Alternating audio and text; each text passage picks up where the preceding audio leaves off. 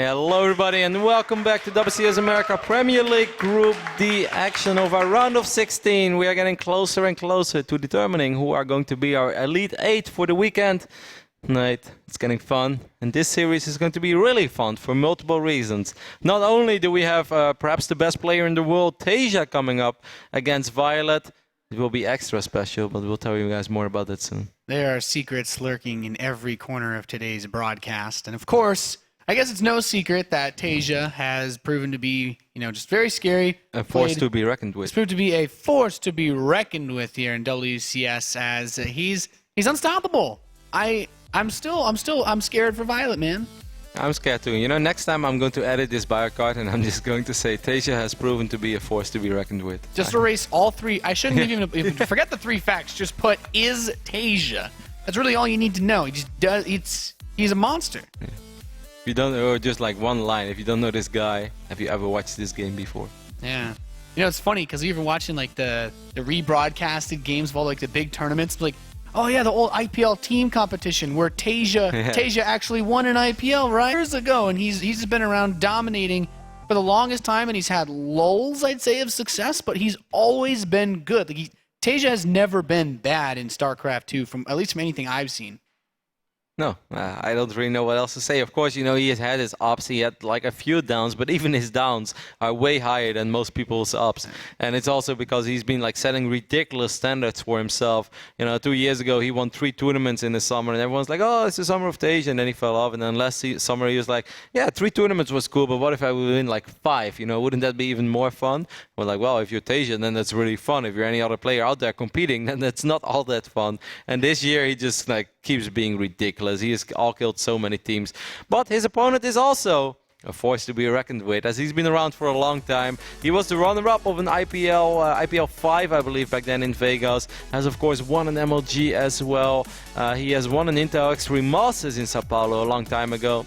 And definitely also had his ups and downs, and I really like how Clutch mentioned this in the start of the day. Despite all viOLet's success, this is the first time that he's been part of a round of 16. He has qualified for it 3 times, but this is the first time that he's actually part of one. Yeah, this could be that potential, of course, first time that he makes it to the round of 8. And as good as he is, as good as we know Taeja is, there is still a chance, because viOLet has busted out some interesting strategies. We know that he is not restricted to just the standard array of play that Zerg players have been busting out recently. So I'm curious to see what exactly he brings to the table, because when we talked about Arthur playing up against Taeja, you cannot play straight up against Taeja. It does not work. How good must it feel when you're so good in a game that people tell you that other people should do something really crazy and different against you because playing a straight-up game is just a bad idea? Yeah. That must flatter your ego a little bit, even when you're Taeja. Even though I don't think he cares. But. The only people that don't like it are us Terrans, because we're like, he makes Terran look so good sometimes. Like, man, please don't nerf us because of Taeja. It's kind of like what Night Elf used to have in Warcraft 3. We had Moon winning every single tournament out there, and everyone else was complaining about Night Elf, and all the other Night Elves were like, no, it's only Moon. That's the Terran struggle these days. If there's one thing Terrans have, it's lots of wine. Let's just leave it at that. I won't argue that one. So, Alterzim, standard first veto for a series like this. I don't think that this is a type of matchup where you'd want to overgrowth veto. That's unusual. Yeah, not expected to be the first veto out there. I think that Taeja will probably veto Way Station here. I'd be surprised if he... maybe merry-go-round. I guess either of those two. Maybe. Oh, wow, Taeja. I was going to say I didn't think this would be a series where you would see a veto on Frost, but we are gonna... Man, today the hate on Frost is real. Where is this hate coming from? We were like joking about it before the broadcast. I think Major heard us, and Taeja, he's showing his English is getting better. He's like, oh, I can hear the word Frost. Like, let's veto this map. You guys are sick on Frost? That's cool. I kind of practice this map, but I'm Taeja, so I don't really need to play on Frost. Like, you know what? I'll veto Frost. Merry-go-round is actually going to be viOLet's last veto, so that means that we'll have at least Way Station in this map pool, which is a little different. Habitation is a map we see still quite often. King Sejong is, of course, one of the most, I would say, the most popular of all the new maps out there. Yeah, this is... I think this is like a solid map setup. Way Station is the wild card map that gets put in when you veto out the standard positions, but I like it. I like it. And Habitation Station has a potential 3rd map That's another map where Taeja could also bust out some trickery. I kind of like this map pool for viOLet, like, in all honesty. Like we say, there's a good chance that viOLet is going to do something a little crazy, a little unorthodox, and switches things up a little bit. And if anything, on a large map like Base Station, if it is a large map, if you have the far spawning locations, it's a lot easier to hide something or swing around with a bunch of Zerglings that Taeja perhaps won't find immediately. Or even on King Sejong, because, yeah, that too is a relatively large map. Yeah. And there are a couple of sneaky ways for units to run across the map, so... maybe. If he has something crazy planned, Nate, it could be the case. Yeah, we've seen viOLet take advantage of the way that map is set up, at least King Sejong Station with the back rocks. We mentioned it. It didn't really come into play in his series against Major, but this is, it's viOLet. He could bust that at any given moment, and when you're up against a player like Taeja, if you have any tricks up your sleeve, if you're like, here's this dirty build I never do in tournaments because I don't want anyone to use it, now is the time to break it out. I mean, viOLet is that guy that's living with Bolt, one of the absolute best Terran players in the world, one of the guys that will also be here on the 5th and 6th of July. And we can't say this often enough. If you live in Southern California, or for my part, you live in Montana, just drive down to Burbank. It's going to be a lot of fun. We're really going to try to step it up this weekend and provide one hell of a StarCraft 2 show and experience for all of you guys in the audience. And I really think it's going to be fun, Nate. All races are well represented. QXC is going to be here. I just saw that we're going to have perhaps one more host as well, a talent, and he wasn't very unpleasant to look at, to put it in a nice way. So it's going to be awesome, Nate. Even you'd be excited. Wow. I know you're a man in love, but that would even excite you. I don't know where you're going with this, but this first map, we're in the lobby for King Sejong Station, and this is going to be a tough series for this guy here. viOLet, he's given the evil eye to the camera.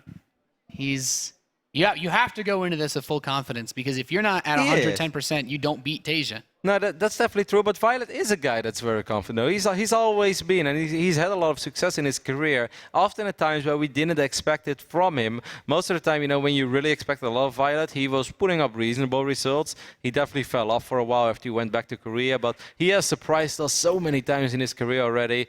And on the other end, you have the guy that pretty much never disappoints, because, we hold him to ridiculous standards, and then he's just like, it took Taeja a little while to break that magical barrier of winning a tournament that had more than $10,000 on the line, but ever since he did that once, I think he's already won 3 of those, so not even that is a hurdle anymore. I guess the only true challenge you can say is, Taeja, it is about damn time that you win a WCS season anywhere around the world, because we know that you're good enough, we know that you're capable of doing so. You could say it's that one title that's still lacking on his super impressive resume. He wants to have a championship crown from every big tournament. And here he is, as we are loaded in on King Sejong Station. It's our blue Terran player from Team Liquid. It is Taeja.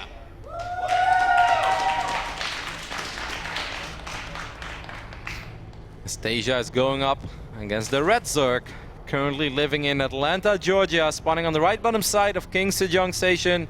It is viOLet.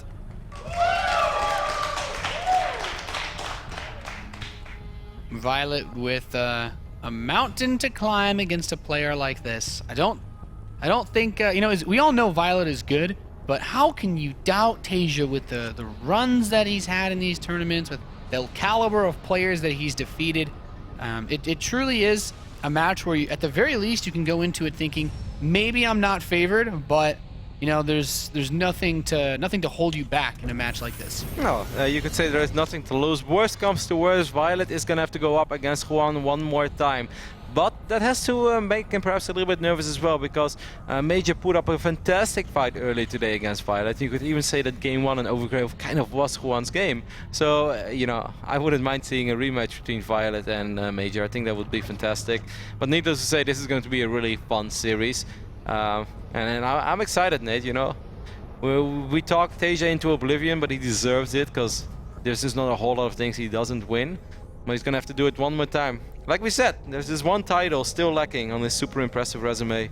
We know that he's good enough to win a tournament like this, but it is about time. Yeah, he's like that hunter. It's like I've bagged all the regular game, but there's one prize he still has yet to get. Yeah. It's kind of like Taeja has been like running around catching Pokemon, and he just needs Zapdos. That's like the only one. Just that one left. He's like, damn it, Zapdos, where are you? He's gonna get it. He's been close multiple times, and then he always ends up with another Pichu, and he's like, no, better not Pichus. I want a Zapdos. I think he's gonna get a Zapdos. Maybe. You know, like all jokes aside, this is also still a relatively important tournament for Taeja. Taeja is currently ranked 6th, I believe, in the WCS ranking. So that is pretty good, but let's not forget that if he would somehow still be eliminated in the round of 16 over here, he misses out on a lot of WCS points that will go towards different players in 3 regions. Then, of course, there is another season as well, and in some sort of a bizarre scenario, Taeja doesn't perform in that one either. There are still plenty of players that can overtake him as well. Of course, Taeja wants to be part of BlizzCon at the end of the year, and he wants to be the ultimate champion, the biggest champion of them all. And he wants to take away that title from SOS. So this is also an important series for him for multiple reasons. Getting some extra WCS points will never hurt. No, I completely agree with you. This is one of those things you want to solidify your position in there. And this Reaper's going to come across now, runs into some Zerglings. So viOLet already just wants to push Taeja away, does not want him to get close. Because not that there's too much to scout. He did go for Zergling speed. It's on the way, and the Reaper should be able to spot this. But, you know, he doesn't want to get pushed back too far. Although we know as observers that Taeja's only going to build this one Reaper. Interesting. We see another command center already going down. This is kind of an old school opening over here. Something that used to be the standard. Oh, Taeja making a misclick there as well, landing the factory next to the reactor. Oh my god, Taeja's in a slump. He has just made more mistakes than he did in his entire DreamHack run, Nate. This Reaper, oh, if this got killed, that would be almost too much right there. That'd be the sign of the end of times. Yes, that is the end of an era. Yeah. We're gonna Taeja lost a Reaper. The end of an era. Is Taeja considering retirement after losing a Reaper? There is a chance. And a lot of Zerglings on the production tab. This is very viOLet stylish, where he's going to hide a bunch of Zerglings. He's going to swing around. We do see one more drone, but I feel it's already made more Zerglings than you normally expect a Zerg to make. Is he going to fire up more and more Zerglings? We're going to find it out as soon as the Overlord finishes up. He's hiding Zerglings. Okay, it's going to be drones from this point, but still. 15 links. He wants to do something with those 15 links, and he almost gets the first Hellion, gets close. Yeah. He's gonna get it, but at what cost? Because he's losing a lot of time. There's still a lot of Zerglings in the map for viOLet that are making their way over to Taeja's natural as this one Hellion runs away still. So That's not enough, though, I feel. yeah, there's a Marine or two here with these Hellions, and it shouldn't be able to do too much. But he just wants to pick off whatever he can, get some scouting information. He should be able to have seen that 3rd command center in the main base, which tells him everything he really needs to know. If he would have gone for 26 Zerglings instead of 15, I really think this would have been super frustrating for Taeja to deal with after losing his first 2 initial Hellions, and even ending up losing the Reaper as well. In the end, it's not all bad news for Taeja. I would even say the opposite is true, because of course viOLet making all those links does slow him down a tiny bit, but he's always been a magician in somehow recovering from that and putting himself in a good economic position. Yeah, thing is, Taeja, he's not going to make mistakes where it counts. As he scans, sees, okay, evolution chambers are on the way. So he should be starting his engineering base, but he gets his barracks just a little bit earlier than the engineering base. He wants to make sure he has production available because we know that viOLet does like mid-game aggression. We know that he likes those roaches. We've seen him use them time and time again. This game, it's not really going to be a factor, but if you're Taeja, why take chances? By the way, I asked viOLet in the break about what happened on the other game on Kingston Junction Station, why he mined 96 gas. He's like, on purpose. He's like, it was a trick.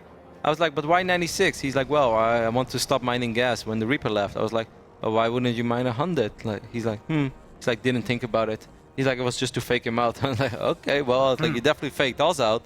And we had Fog of War 2.5, so... It was his plan all along. It wasn't an improv. That's a crazy plan, but it worked out in a really weird way.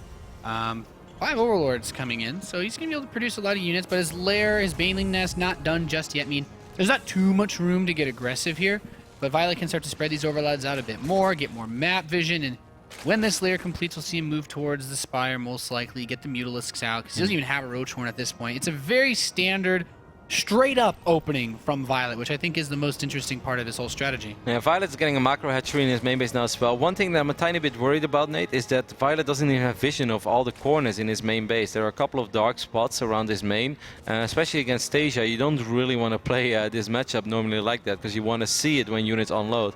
Would love to see him drop at least just like 1 creep tumor and creep up his base. I think that's going to help out a lot in defending against drops later on.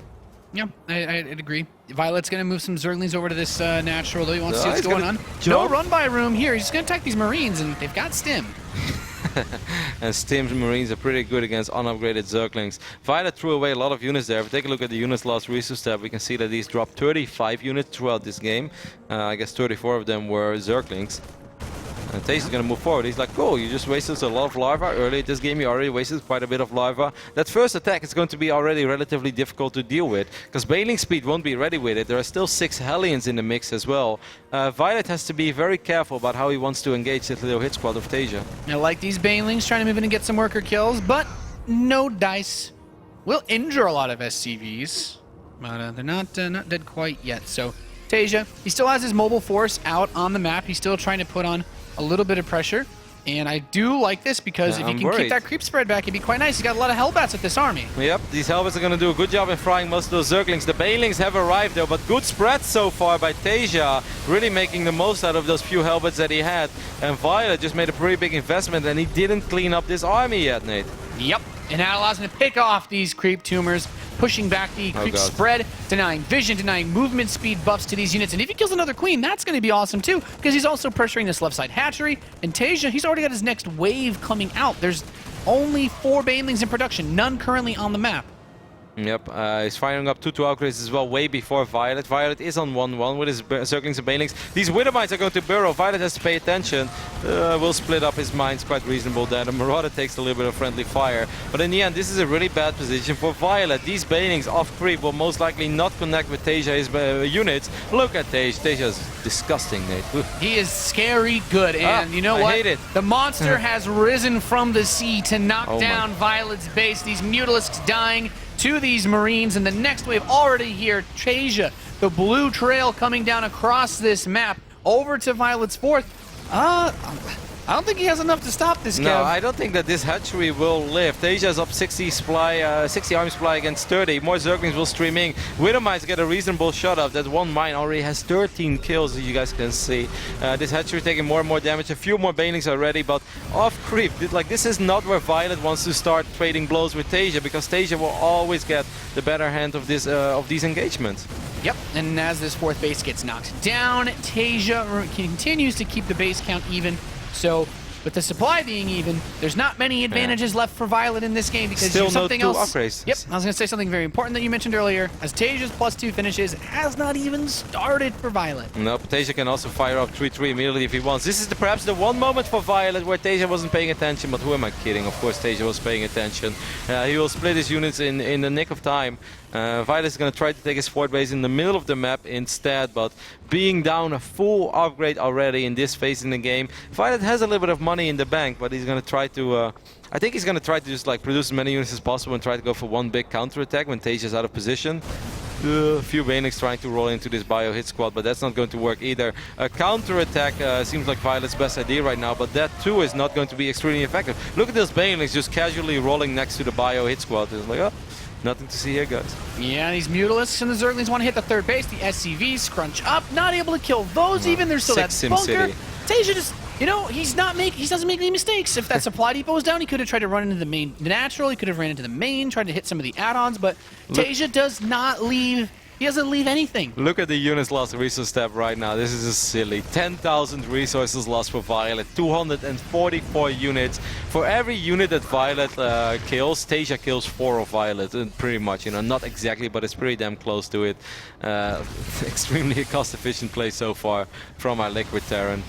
He just keeps being impressive, Nate. Yeah, Taeja's continuing to push forward, and he's got the Marauders up front, ready to invite and accept any Banelings that want to attack this army. And so he moves in, the Mutalisks will help kill those, but he's pre-split on creep, steps back, Widow Mines kill most of the Banelings. There are 15 more Banelings about to complete, but Taeja's already on top of them, even forcing a couple of these guys to cancel. A few more Banelings will hatch, but it's not going to be enough. The splits are ridiculous, the control is disgusting. It's absurd. Unless you're a Terran player, and Taeja wins game number 1 on King Sejong Station in a way that only Taeja can do it. Absolutely phenomenal play by him once more. And viOLet, it doesn't happen very often that we say this, but it looked like viOLet never stood a chance in that game. It doesn't. Taeja just doesn't make any mistakes. You know, you have your standard Terran versus Zerg where yeah, you'll go for a Marine attack. Maybe 1 or 2 Banelings take out the front line of your Marines, and then you have to step back a little bit. Taeja's like, no, I can fight with less units and end up with more at the end of the fight and kill your queens and your creep tumors, and there's nothing you can do about it.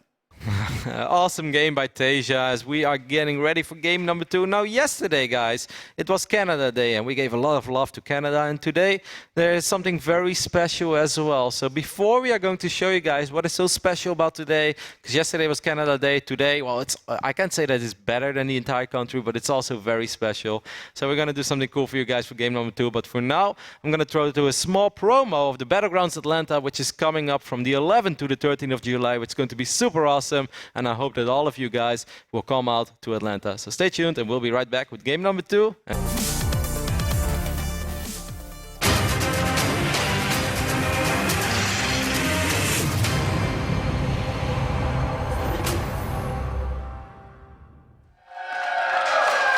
Welcome back, ladies and gentlemen, to the WCS America round of 16. I'm Nathanius, and Rotterdam seems to have disappeared. We have Pult here, my Terran brother, to help cast some sweet Terran vs. Zerg. How you feeling, man? I'm feeling pretty good now. It's good. What do you think of the first game we had? Well, I heard Taeja didn't sleep well and very, very tired, but he played nearly perfectly in the last game. Yeah, he's very, very scary. And of course, you played quite well in your matches. You can give us some insight as to if it's even possible to beat Taeja, which a lot of people don't think is. What do you think of Waystation for our second map here? Yeah, Taeja is a very solid player. He's very good at every aspect, but the thing is, viOLet is a very tricky player. He doesn't play quite normally.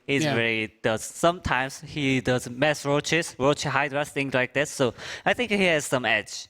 Yeah, it's definitely trying to pull out the tricks for sure to get an edge in this matchup. And as you can see, Taeja, he just doesn't lose. Like, does he even have any weaknesses? If I have to say his weaknesses, I think the only thing is he doesn't do any special aggressions. He rarely does all-ins. All right, so we're loaded in, guys, to the second map of our winners match. The winner of this best of 3 goes on to the round of 8, where they may have to play against Pult. But we've got long spawns on Waystation. You want to introduce our Terran player? Yeah. On top left-hand corner from Team Liquid, Liquid Taeja. All right, Taeja up 1-0 in this series. 1 game away from advancing his opponent in the southeast, the red Zerg player, also from the CSN agency. It is viOLet. Now you get to play a lot with viOLet, right? You guys practice together. You pretty much live in the same place. Do you know if he plays this map a lot? I pretty much know what strategy he prefers, what he likes, but I don't know. Actually, I don't know about the maps. But on this map, this far locations, I think every single Zerg loves this position. Yeah, definitely. I wouldn't want to play it myself as a Terran, and I think that's one of the reasons why a lot of Terran players veto the map. But sometimes the close spawns can give a different setup. violet's actually, this drone scout, he seems to be worried about Taeja maybe getting aggressive. Yeah, because he's also aware of Taeja is really tired, so he's worried about 2x or things like that. I think it makes a lot of sense. So on a map like this, Taeja command center first. I think it makes sense because there's a large distance. If you went for an early pool, Zerglings would take a long time to get over there.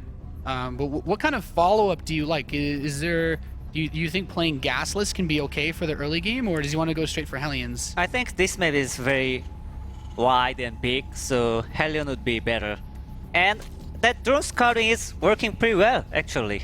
Yeah, forces the extra SCV to come down, and he gets to know that it's a command center first. And if he wanted to, he could go for a fast third hatchery. He still started his spawning pool despite seeing the command center. He's actually going to take a gas. Do you think he gets aggressive, or why not take a third? Yeah, I think so. Yeah, expanding one more hatchery is pretty normal, but he didn't choose that. So probably Roach aggression. It is a really long map, so maybe Taeja won't expect it. His SCV is going to cross now.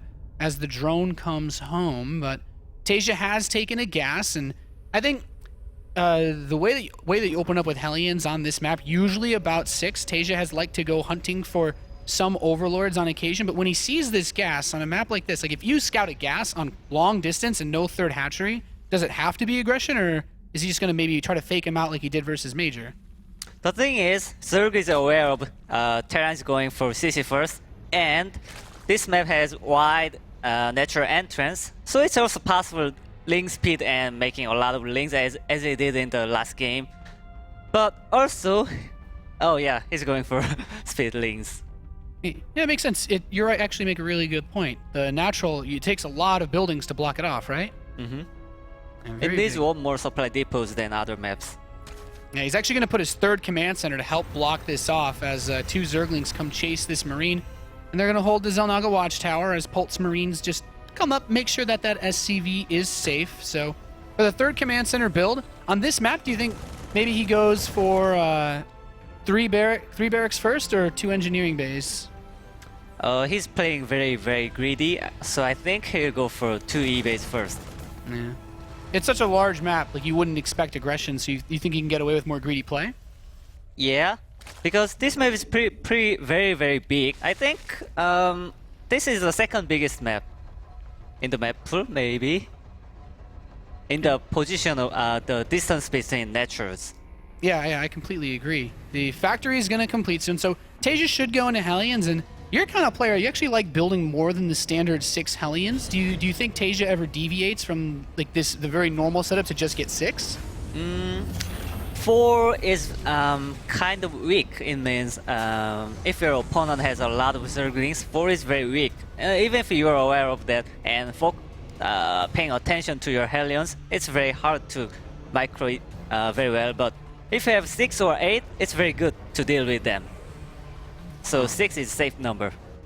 All right. SCV will see the 3rd hatchery of viOLet, so he knows it's not just a 2-base play, but he will see that Zergling speed is done as he takes the tower. The SCV gets killed, and he did build the engineering bay as part of his wall. He didn't start any upgrades yet, so he wants to get his 2nd and 3rd barracks.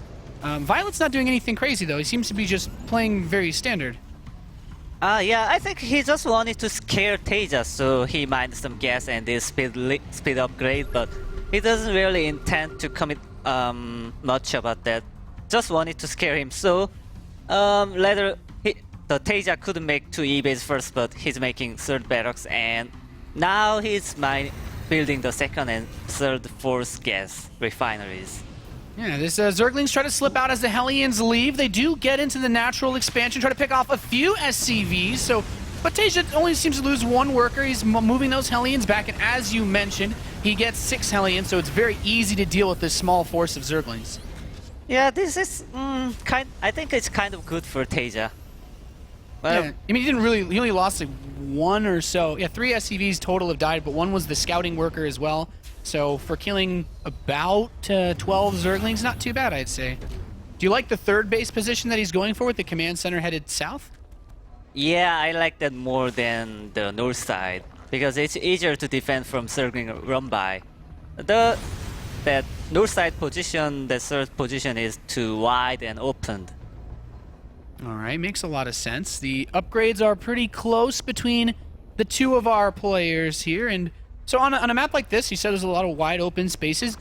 Do you prefer Terrans that go for Widow Mines or Hellbats with their mid-late game composition?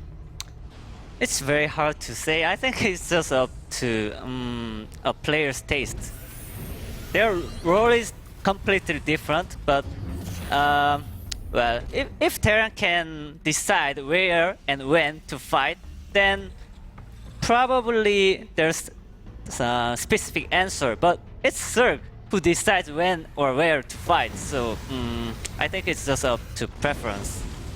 All right, that's cool. The Baneling speed's going to start up for viOLet. He has 12 Banelings on the way and a Spire.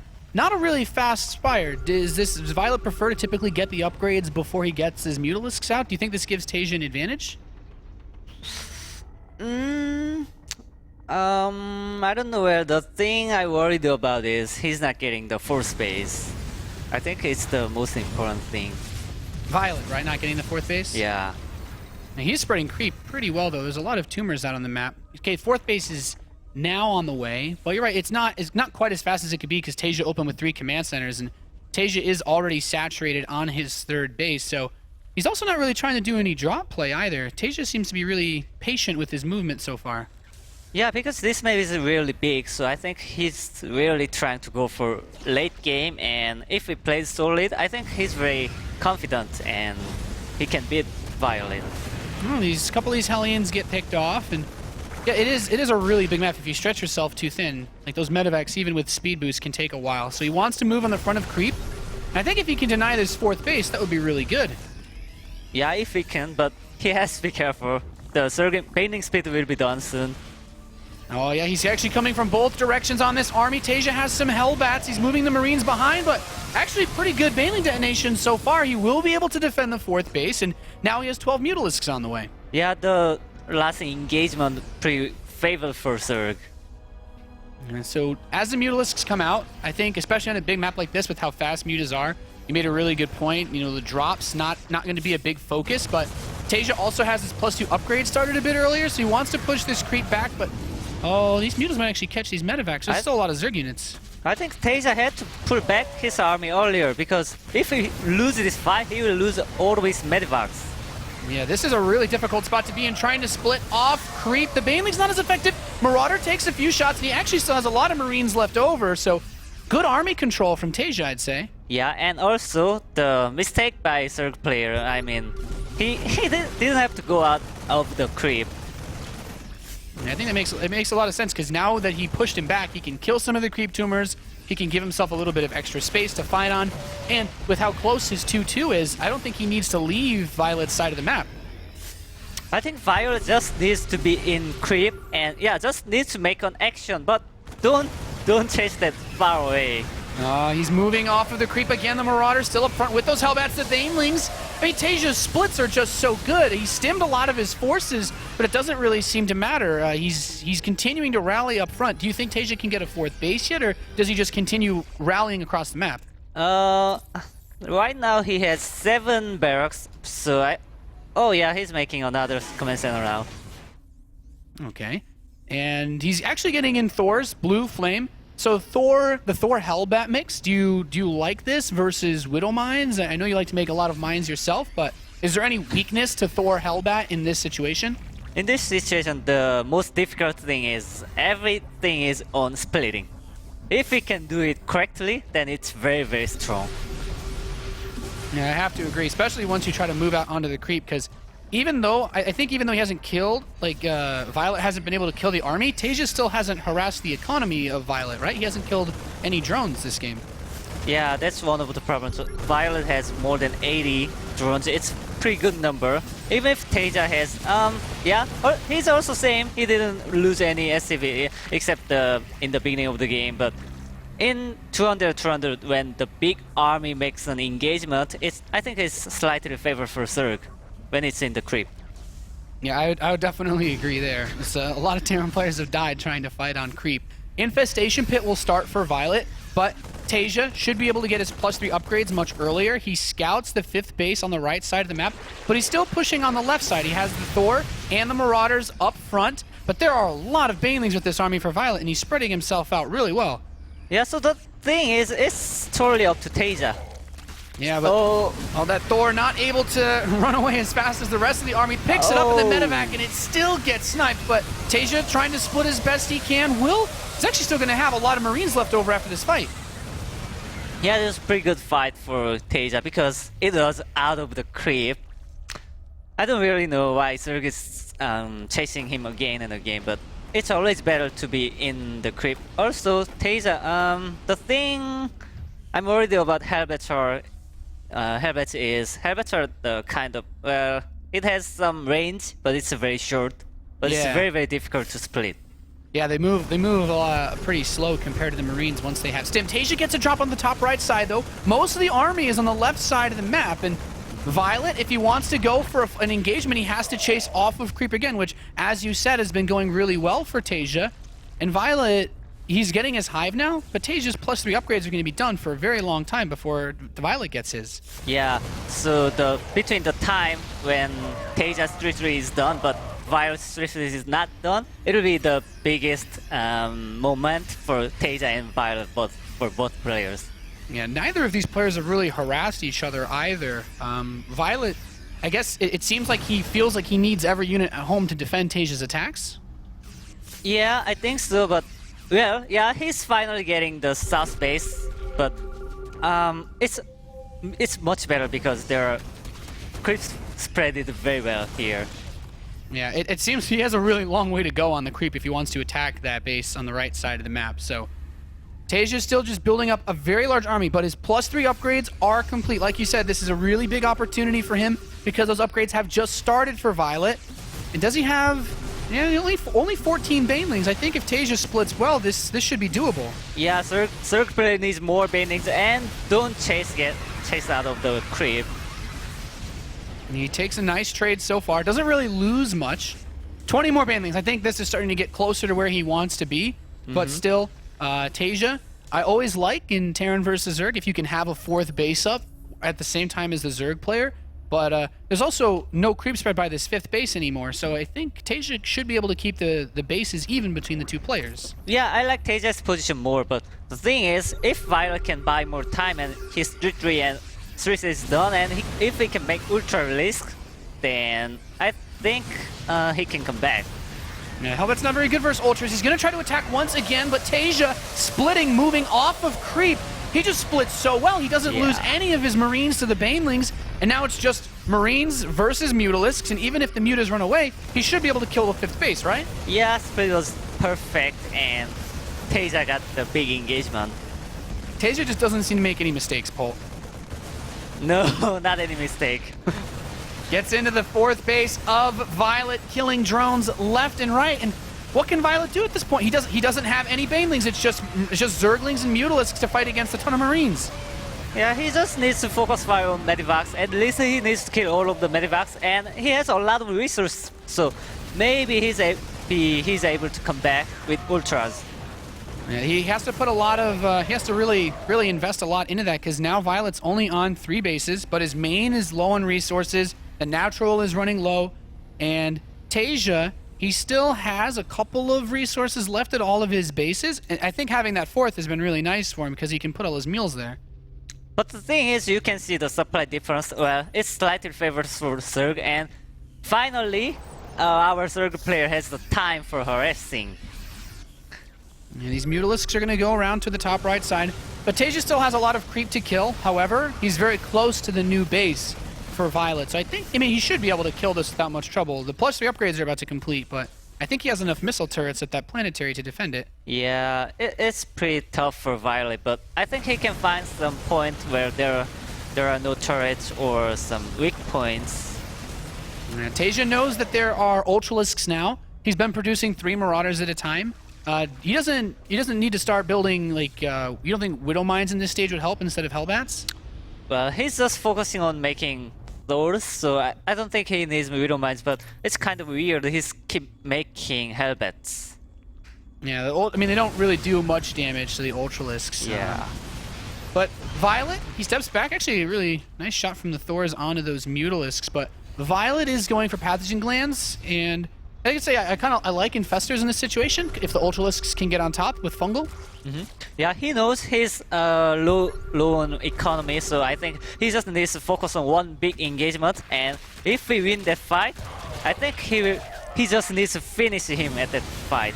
Oh, he's going to go for an engagement off of creep once again. The Ultralisks coming up, and most of the Banelings have been destroyed. He's got the Mutalisks to still help as well, but there's so much firepower here for Taeja. He's going to be able to kill off all the tech units, like the Thors, like the Hellbats, and he actually still has 5 Ultralisks left over. Yeah, it was a really good trade for Violet, but there are just 3 murals left. I don't know if he can kill all of the Medvacs. It's the most important unit at this point.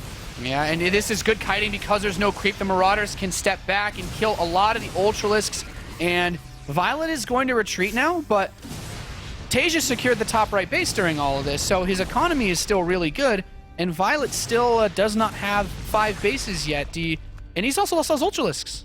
Yeah, in this late game, everything's on economy, so I don't know how much income Spiral's mining. Maybe pretty low because only this 6 o'clock south point base.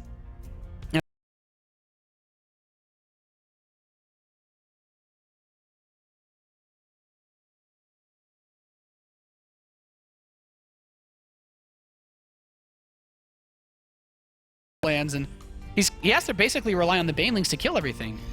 Yeah, he needs more ultras and banelings because he has the infestors. If he can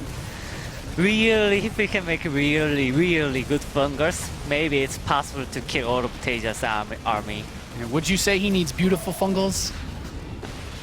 Well, more than beautiful. All right. He scans again, and I think he's actually done a good job of keeping the creep off his side of the map. The infestors are here. Zerglings coming from top. That's a pretty good fungal on those Marines. He's able to kill them off, but all the Ultralisks in this fight die. There's still a lot of Marauders left over, and Taeja, he doesn't lose. Yeah, very well, nicely done for Taeja. Really well played. Taeja is going to move on to the top 8 here at WCS America. Taeja just doesn't. He's just so good. Are you scared if you have to play against him, Pol? Well, if I was a Zerg player, then I would get scared. But in TVT, I think it's kind of relatively even because it's the mirror matchup. Right. Yeah. This Taeja's been playing very scary so far, especially against these Zerg and Protoss players. But still, very little emotion as he wins that series. Just another day. Yeah. And well, actually. So the next match is Major and viOLet rematch. Yeah. I'm really looking forward to that match. Yeah, that should be a really cool match, especially considering how it seemed like Major had a chance to take that series at the start of the day. But you know, guys, today's also a special day. Rotterdam mentioned for other reasons. But we're gonna hear from Taeja really quickly how he feels about this match before we get into the next series. Clutch is on the main stage with Taeja and our awesome translator. Thank you very much, gentlemen. Taeja, you move on to the round of 8. Congratulations. First off, 21 maps now straight with no losses.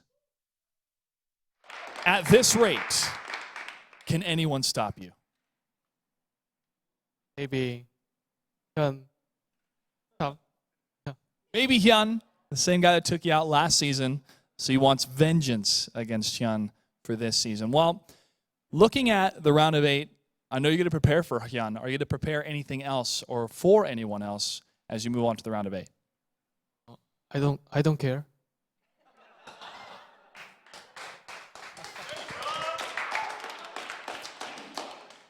Anything you'd like to say to your fans? Thanks for cheering me and thanks for watching my games, and I will win this tournament. All right, Taeja. Again, congratulations. Well done. Back to the desk.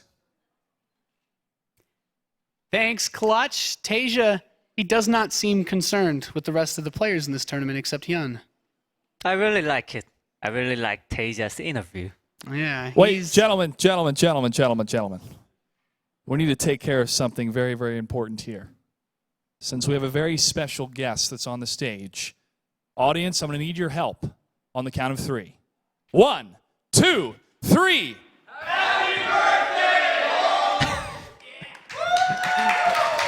birthday! Wow!